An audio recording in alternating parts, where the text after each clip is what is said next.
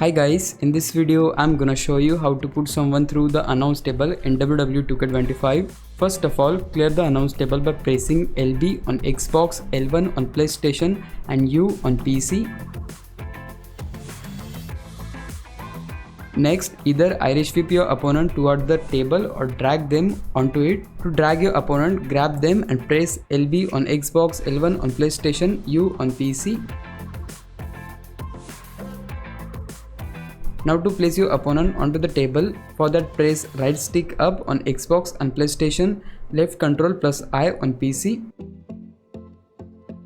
Then climb the table by pressing RB on Xbox, R1 on PlayStation and O on PC. Finally, use your finisher to put them through the table. So for that, press RT plus A on Xbox, R2 plus X on PlayStation and space plus K on PC. And yeah, that's how you can break the announce table in WWE 2K25. If you found this video helpful, please leave a like, consider subscribing my YouTube channel. I'll meet you in the next one. Bye bye.